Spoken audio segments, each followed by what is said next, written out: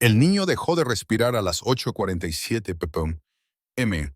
Nadie lo notó, ni el cardiólogo que estaba a 1 metro de distancia, ni el padre multimillonario firmando papeles en recepción, ni las enfermeras que pasaban deslizándose con sus portapapeles y practicando la eficiencia. Pero Marcus Webb sí lo notó. Siempre lo notaba. La diferencia entre respirar y no respirar. Era toda su vida ahora, ¿no? Esa pequeña frontera entre la vida y la muerte. Marcus estaba fregando el ala cardíaca pediátrica del Centro Médico Westmore cuando lo oyó. O mejor dicho, cuando no lo oyó. La psoama, la ausencia de sonido. Un niño de 10 años llamado Gabriel sentado solo en la sala de espera, con los hombros hundidos contra la pared, el pecho perfectamente inmóvil bajo una camiseta de Spider-Man. Marcus había fregado esa sala de espera 47 veces esa noche. Había visto a Gabriel allí desde las 6 p.m., pálido, cansado. El tipo de cansancio que no viene de jugar videojuegos hasta demasiado tarde. El tipo de cansancio que viene de sobrevivir. Marcus dejó su fregona. Las luces fluorescentes tarareaban su interminable canción metálica. Sus botas chirriaron levemente contra el azulejo pulido mientras se acercaba al niño. Sin prisas, sin alarmas, simplemente moviéndose como había aprendido 7 años atrás, cuando su hija, Nia, aprendió a vivir con medio corazón. «Hola, amigo», dijo Marcus en voz baja, arrodillándose. «¿Estás bien?» Los ojos de Gabriel se abrieron lentamente, confundidos, vidriosos. Sus labios tenían un ligero tinte azul. Marcus no pensó, simplemente lo supo. Presionó suavemente los dedos contra el cuello de Gabriel, contando los segundos. 60 latidos por minuto. Demasiado lento para un niño. Su mano se movió hacia el pecho del niño. El latido seguía ahí, pero revoloteando. No era el ritmo constante que debería ser, más como un pájaro atrapado tras un cristal, presa del pánico, perdiendo fuerza. «Gabriel», dijo Marcus, con la voz tranquila como solo un hombre que ha oído detenerse el corazón de su hija puede estar tranquilo. «Necesito que me escuches. ¿Puedes respirar hondo por mí?» Gabriel lo intentó. Su pecho apenas se movía. Marcus ya estaba gritando, su voz cortando el bullicio del hospital como una cuchilla. «¡Enfermera! Necesito una enfermera en la sala de espera pediátrica. ¡Ahora!» Apareció una mujer con uniforme, luego otra. «¿Cuál es el problema?», preguntó la primera, irritada por la interrupción de un conserje. Los conserjes no gritaban los problemas. Los conserjes limpiaban después de los problemas. «Tiene la frecuencia cardíaca muy baja», dijo Marcus, cada palabra precisa. «Probable bloqueo cardíaco completo. Necesita al cardiólogo, ahora mismo». Por una fracción de segundo, nadie se movió. Entonces, algo en la voz de Marcus, algo en la absoluta certeza de ello, los hizo moverse. En 90 segundos, el Dr. Richard Castillo, jefe de cardiología pediátrica, estaba arrodillado junto a Gabriel. En 3 minutos, un electrocardiógrafo zumbaba. En 5 minutos, se confirmó el diagnóstico. Bloqueo cardíaco completo. Las señales eléctricas que le indicaban al corazón de Gabriel que latiera simplemente habían dejado de transmitirse. Si Marcus hubiera esperado 1 minuto más, si hubiera terminado de fregar, fichado y conducido a casa con Nia, Gabriel habría perdido el conocimiento. Su corazón se habría parado por completo. El niño habría muerto en una sala de espera mientras las enfermeras archivaban papeles a 6 metros de distancia. El doctor Castillo miró a Marcus con una expresión que oscilaba entre el escepticismo y algo cercano al asombro. «¿Cómo lo supo?», preguntó. Marcus no respondió. Recogió su fregona y volvió a trabajar, con las manos firmes, el corazón cargando con su familiar y viejo peso. Algunas preguntas no necesitan respuesta. Hay quienes simplemente ven lo que otros pasan por alto. Y a veces, eso es todo. El hombre detrás de la fregona. Marcus Webb no se suponía que fuera conserje en el Centro Médico Westmore. Se suponía que era cardiólogo intervencionista. Se suponía que ganaría millones, publicaría en revistas prestigiosas. Daría clases a estudiantes de medicina que se aferraban a cada palabra suya sobre los misterios del corazón humano. Iba por buen camino para todo. Estudiaba premedicina en la Universidad Howard, beca de cardiología en Johns Hopkins. El futuro estaba escrito con tinta dorada. Entonces, Nia nació con un corazón que no funcionaba bien. Tenía 32 años el día en que un neonatólogo se sentó frente a él y a su esposa, Diane, y usó palabras como síndrome del corazón izquierdo hipoplásico, reparación compleja y supervivencia incierta. Marcus, que había leído miles de artículos sobre defectos cardíacos, que había estudiado ecografías, electrocardiogramas y técnicas quirúrgicas, comprendió de repente que saberlo todo sobre el corazón como máquina no decía nada sobre lo que se sentía al sostener a tu hija y preguntarse si llegaría a cumplir su primer año. Diane se fue cuando Nia tenía 14 meses. No porque no quisiera a la bebé, sino porque el peso, los hospitales, los procedimientos, el terror constante, era demasiado para ambos. Necesitaba una vida que no girara en torno a los niveles de saturación de oxígeno y la fracción de eyección. Marcus no podía culparla. Tampoco podía abandonar a Nia, así que abandonó su beca. Encontró trabajo como técnico cardíaco en Westmore. Buen sueldo, horario flexible, prestaciones decentes. Lo suficiente para cubrir los medicamentos de Nia, sus cirugías y las visitas al especialista. Lo suficiente para estar presente cuando volviera del hospital. Lo suficiente para desvelarse por las noches viendo cómo su pecho subía y bajaba, contando las respiraciones, atento a cualquier salto que indicara que algo andaba mal. 7 años después, su hija tenía 12 años. Aún conservaba su mitad de corazón. Siempre conservaría su mitad de corazón. Pero estaba viva. Era inteligente, divertida y valiente, de una forma que le hizo entender a Marcus lo que significaba realmente la valentía. Y era conserje. El hospital donde trabajaba tenía exactamente 847 empleados. Marcus sabía cuántos porque los había contado una vez, leyendo el directorio del sótano. De esos 847, él era invisible para la mayoría.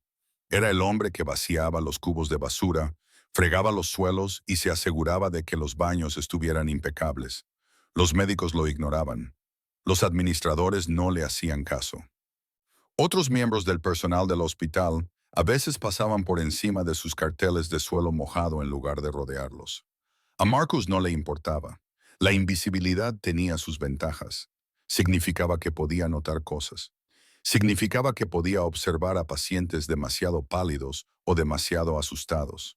Significaba que podía escuchar conversaciones que no debía oír. Padres preocupados, enfermeras abrumadas, médicos que hacían diagnósticos casuales de los que luego se arrepentirían. Ser invisible significaba poder ver. Eran las 6:45 p.m. de un martes cuando Richard Ashford entró en el Centro Médico Westmore. El nombre no le decía nada a Marcus entonces. Solo más tarde, después de todo, se enteraría de que Ashford era el fundador de Ashford Capital Management, un hombre que controlaba carteras de inversión por valor de 837 mil millones de dólares, casi la misma cantidad de dólares que empleados había en este hospital. Ashford había pasado los últimos 15 años enriqueciéndose a sí mismo y a su hijo, Gabriel, cada vez más solo. Gabriel Ashford tenía 10 años y recientemente le habían diagnosticado una arritmia que a nadie parecía preocuparle especialmente. Arritmia, había dicho el primer cardiólogo. Probablemente nada. Los niños se les pasan estas cosas con la edad. El padre de Gabriel, ocupado cerrando un trato en Singapur por videoconferencia, asintió distraídamente y programó una cita de seguimiento para dentro de 6 meses. El problema era que Gabriel no lo había superado. En cambio, algo se movía lentamente en su corazón, algo que requería atención, algo que la cita informal iba a pasar por alto. Richard Ashford consultó su teléfono 17 veces en la sala de espera. Atendió exactamente 3 llamadas de negocios. No miró ni una sola vez a su hijo. Gabriel estaba sentado con la cara pegada al frío cristal de la ventana, observando cómo las luces de la ciudad parpadeaban al anochecer. Parecía pequeño, parecía cansado, parecía acostumbrado a estar solo en habitaciones llenas de gente. Marcus reconoció esa mirada. La veía cada vez que miraba a Nia últimamente. Esa expresión de un niño que aprende que la indiferencia del mundo es total y completa, y no un reflejo de ellos, sino la naturaleza básica de cómo funcionan las cosas. Una vez que veías esa mirada en los ojos de un niño, no podías dejar de verla. Y una vez que no podías dejar de verlo, tenías que hacer algo al respecto. A las 8:47 p.m., Gabriel dejó de respirar. No del todo. Su cuerpo continuó moviéndose, existiendo, procesando el aire que entraba y salía. Pero la electricidad que le decía a su corazón que latiera se saltó un ciclo, luego otro, luego otro. La mente consciente del niño no registró lo que estaba sucediendo. Su cuerpo simplemente comenzó a apagarse, un sistema fallando, las alarmas no sonando porque nadie le prestaba atención. Marcus estaba trapeando cerca, siempre cerca. Eso es lo que hacía un conserje. Siempre presente, siempre desapercibido, siempre en posición. Vio el momento exacto en que la conciencia de Gabriel parpadeó, los ojos perdiendo el foco, la cabeza ladeándose ligeramente, el cuerpo preparándose para la pérdida de conciencia que precede al paro cardíaco en los niños. Marcus se movió. No se movió como un conserje. Se movió como un hombre que había estudiado el cuerpo humano durante 8 años, como un hombre que había sostenido a su hija durante 3 cirugías a corazón abierto, como un hombre que sabía exactamente cuál era la distancia entre un latido y una tragedia. Sus dedos encontraron el cuello de Gabriel con precisión. Pulso carotídeo, 60 latidos por minuto. Bradicardia severa. Su otra mano se movió hacia el pecho del niño, sintiendo el aleteo bajo las costillas. Una arritmia que se había agravado. Algo que ponía en peligro su vida. Algo que requería intervención inmediata. «¡Enfermera!», gritó Marcus, y había algo en su voz que hizo que todos los que estaban cerca reaccionaran como si hubieran oído una alarma de incendios. Sala de espera pediátrica. Emergencia cardíaca. En 4 minutos, el doctor Castillo conectó un electrocardiógrafo al pecho de Gabriel. En 6 minutos se confirmó el diagnóstico. Bloqueo cardíaco completo. El sistema eléctrico del corazón del niño simplemente había dejado de funcionar. En un hospital lleno de cardiólogos, técnicos cardíacos y sofisticados equipos de monitorización, solo un conserje podía darse cuenta de que un niño se estaba muriendo. «¿Cómo lo supo?», preguntó el doctor Castillo, con genuina admiración en su voz. Su padre ni siquiera se dio cuenta. Las enfermeras no lo notaron. Lo habría mandado a casa si no hubieras. «Tienes que prestar atención», dijo Marcus simplemente. Volvía a sostener la fregona. El momento de la intervención ya había quedado atrás. La mayoría de la gente no lo hace. Richard Ashford apareció en la puerta de la UCI con el teléfono pegado a la oreja. Observó la escena, su hijo conectado a monitores, los médicos consultando en voz baja, una crisis cardíaca que se había evitado en segundos, y el teléfono se le cayó de la mano. «¿Qué ha pasado?», preguntó. «¿Qué le pasa?». «El corazón de su hijo dejó de conducir señales eléctricas», explicó el doctor Castillo. «Si no lo hubieran ingresado inmediatamente, habría sufrido un paro cardíaco total. Habría muerto. Tendremos que implantarle un marcapasos, pero se pondrá bien». El rostro de Richard Ashford palideció. Miró a su hijo. Lo miró de verdad, por lo que podría haber sido la primera vez en meses. Y algo en su interior se quebró. Miró a Marcus, ese hombre con uniforme de hospital, ese don nadie que acababa de salvarle la vida a su hijo. «Gracias», dijo, y las palabras le parecieron inadecuadas incluso al pronunciarlas. Marcus asintió y volvió a fregar. Pero Richard Ashford no se fue. Observó al conserje limpiar los pisos de la UCI, lo vio moverse con la eficiencia que le daban años de los mismos movimientos. Hizo preguntas. Una enfermera finalmente las respondió. «Marcus Webb», dijo, «lleva aquí 7 años. De hecho, es el mejor empleado que tenemos. Capacita a todos los nuevos empleados en el mantenimiento adecuado de los pisos. ¿Trabaja el técnico cardíaco a veces cuando tenemos poco personal? Nadie sabe más sobre esta ala que él. ¿Por qué no es médico?, preguntó Richard Ashford. La enfermera se encogió de hombros. La vida, supongo. Tiene una hija, complicaciones médicas. Decidió cuidarla en lugar de dedicarse a su carrera. Hay gente así, elige el amor por encima de la ambición. Richard Ashford permaneció allí, bajo la luz fluorescente, observando a Marcus trabajar, y sintió que algo cambiaba en su comprensión de lo que importaba. Su imperio de dinero, poder y logros se había construido asumiendo que estas cosas eran la medida definitiva de un hombre.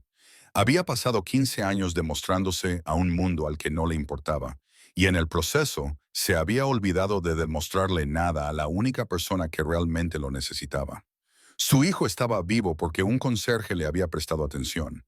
Un conserje que lo había dejado todo por su hija. Un conserje que tenía más sabiduría en su dedo meñique que la que Richard Ashford había acumulado en toda su vida.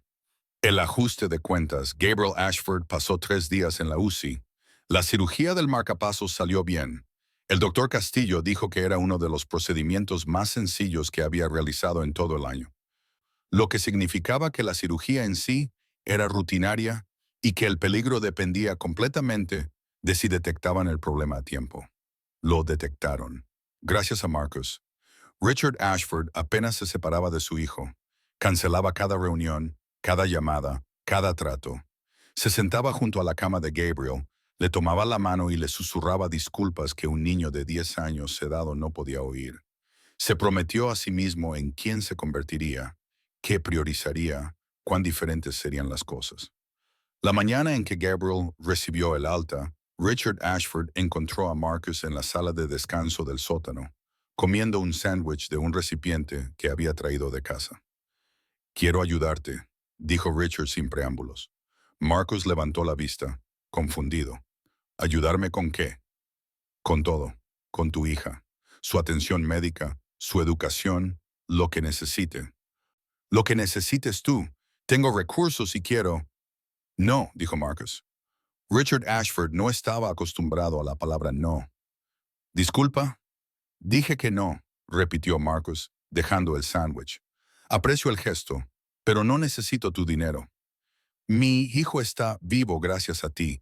Intento expresarte mi gratitud». «Entonces no intentes comprarme», dijo Marcus. Su voz no sonaba enfadada, solo clara. «Lo que pasó no fue por dinero, fue por prestar atención, por preocuparse lo suficiente como para darse cuenta cuando algo anda mal. Esas cosas no se pueden comprar». Richard se sentó de todos modos, a pesar de no haber sido invitado. «¿Puedo preguntarte algo? ¿Por qué dejaste la medicina?» «No me fui», dijo Marcus. «Me desvié. Iba a ser cardiólogo, tener mi nombre en los papeles. Enseñar a estudiantes de medicina que no estaban realmente interesados en aprender, solo interesados en las credenciales. Pero entonces nació mi hija y me di cuenta de algo. Todo el conocimiento del mundo no importa si no estás presente, si no estás ahí cuando alguien te necesita. Así que fregaste pisos. Así me aseguré de que mi hija no creciera tan sola como tu hijo», dijo Marcus. No estaba siendo cruel, simplemente estaba siendo honesto. «Estuve presente en sus cirugías. Estuve presente cuando regresó a casa. Estuve presente por la noche cuando su nuevo corazón, su corazón a medias, la asustó. Eso importó más que cualquier logro». Richard Ashford guardó silencio un buen rato. «No sé cómo hacerlo», dijo finalmente. «Sí que lo sabes», respondió Marcus. «Solo tienes que elegirlo. La transformación». Lo que sucedió después no fue dramático como suelen ser las transformaciones de Hollywood. Richard Ashford no tuvo una epifanía repentina que lo cambiara todo de la noche a la mañana. En cambio, tomó una serie de pequeñas decisiones. Se distanció de las operaciones diarias de su empresa. Contrató a una directora ejecutiva para dirigir Ashford Capital Management, una mujer que, según todos los indicios, era mejor que él en eso. Comunicó a su junta directiva que se tomaría una excedencia. «¿Por cuánto tiempo?», preguntaron, presas del pánico. «Indefinidamente», respondió.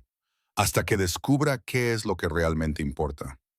Empezó a pasar tiempo con Gabrielle.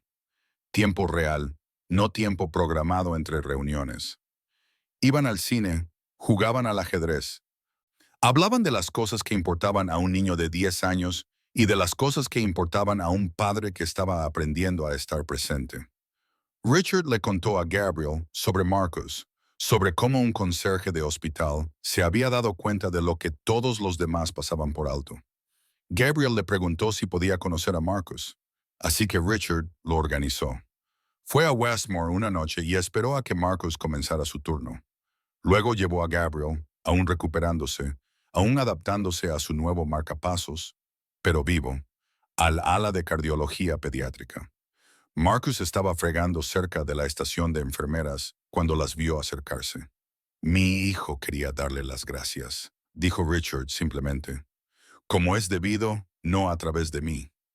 Gabriel dio un paso adelante, todavía moviéndose con cierta cautela, tocando ocasionalmente con la mano el lugar donde le habían implantado el marcapasos.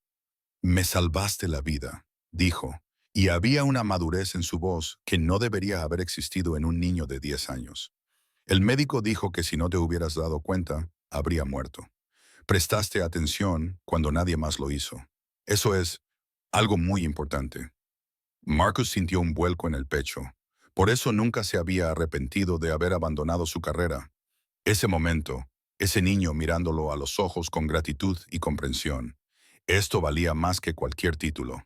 De todas formas, habrías estado bien, dijo Marcus con dulzura. Alguien se habría dado cuenta con el tiempo. No, no se habrían dado cuenta, dijo Gabriel con la seguridad que solo un niño puede poseer. Mi padre no estaba mirando.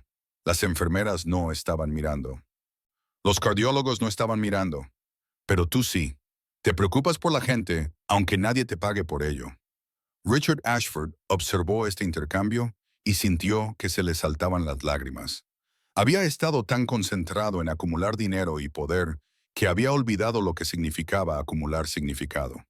Este hombre, este conserje, lo tenía en abundancia. Me gustaría contratarte, dijo Richard, no como conserje, como director médico de la Fundación Ashford. Financiamos la investigación y el tratamiento cardíaco para niños desfavorecidos. El salario sería considerable. Tendrías plena autoridad para dirigir la investigación. Podrías hacer más bien de lo que jamás habrías hecho como cardiólogo tradicional. Marcus lo miró un buen rato. Luego negó con la cabeza. Te lo agradezco, dijo Marcus, pero mi trabajo aquí es bueno. Todavía puedo ejercer la medicina de otras maneras. Y necesito estar en casa a las 7 para prepararle la cena a mi hija. Hay cosas que no son negociables. ¿Y si lo hiciera flexible? Insistió Richard. Trabajar desde casa algunos días, poner tu propio horario, podrías hacer cosas increíbles. Ya estoy haciendo cosas increíbles, dijo Marcus. Estoy criando a mi hija. Estoy prestando atención a las personas de este hospital que necesitan atención. Estoy viviendo la vida que elegí. Eso es más que suficiente. Pero Richard Ashford no se rindió del todo. En cambio, hizo algo diferente. Estableció el Fondo de Alerta Cardíaca Marcus Webb en el Centro Médico Westmore.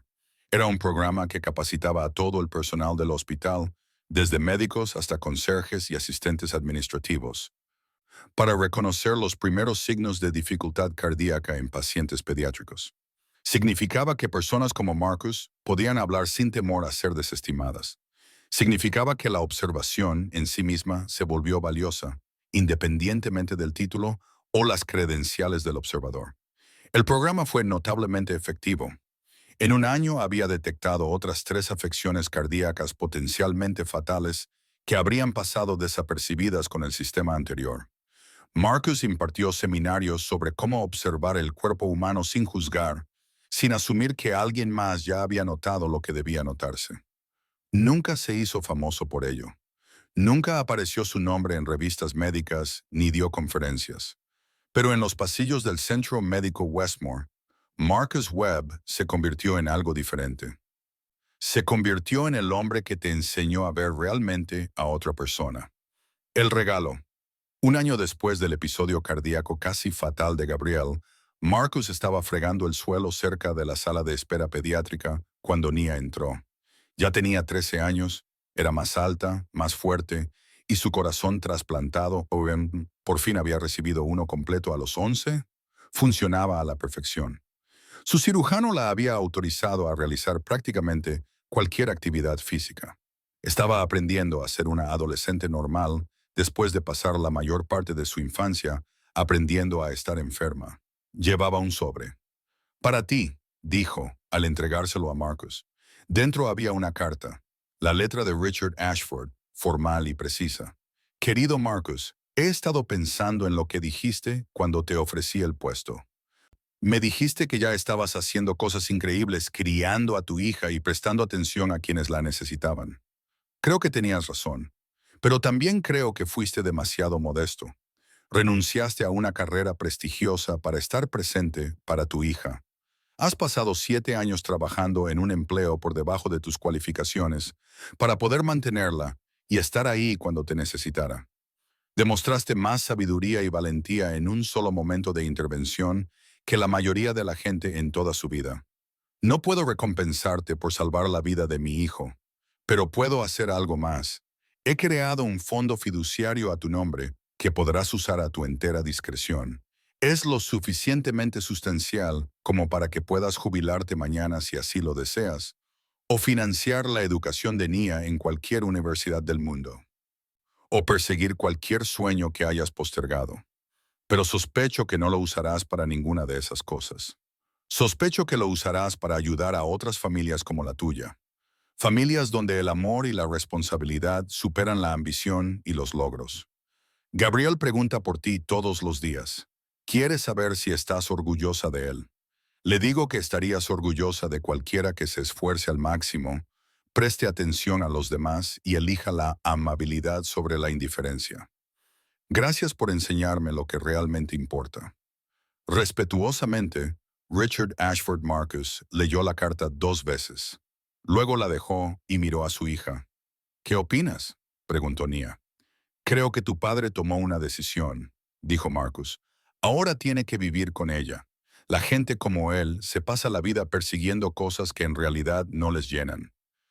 A veces lo descubren antes de que sea demasiado tarde. A veces no. Lo descubrió por ti, dijo Nia. Lo descubrió por Gabriel, corrigió Marcus, porque casi le arrebatan algo importante. Así es como la mayoría aprendemos, no porque nos enseñen, sino porque casi perdemos algo irreemplazable. Marcus dobló la carta con cuidado y la guardó en el sobre. No revisó el saldo del fondo fiduciario. No pensó en qué podría comprar ni en qué sueños podría financiar. En cambio, pensó en el pequeño apartamento donde vivían él y Nia, en la cena que prepararía esa noche, en el trabajo que aún tenía que hacer esa noche, fregar pisos y atender a personas que otros ignoraban. Pensó en Gabriel Ashford, quien crecería sabiendo que alguien que decidió preocuparse por él le había salvado la vida. Tal vez ese conocimiento lo cambiaría. Tal vez le enseñaría algo sobre lo que importaba. Tal vez cuando tuviera la edad suficiente para entender, se daría cuenta de que la herencia más valiosa no es el dinero ni el poder, sino el recuerdo de ser notado, valorado, cuidado por alguien que no te debía nada, pero que aún así lo dio todo. Vamos, le dijo Marcus a Nia, tomándole la mano. Vámonos a casa. Quiero prepararte tu cena favorita. Y luego quizás podamos sentarnos en el tejado y contar las estrellas como antes. Siempre decías que había más estrellas de las que se podían contar, dijo Nia sonriendo.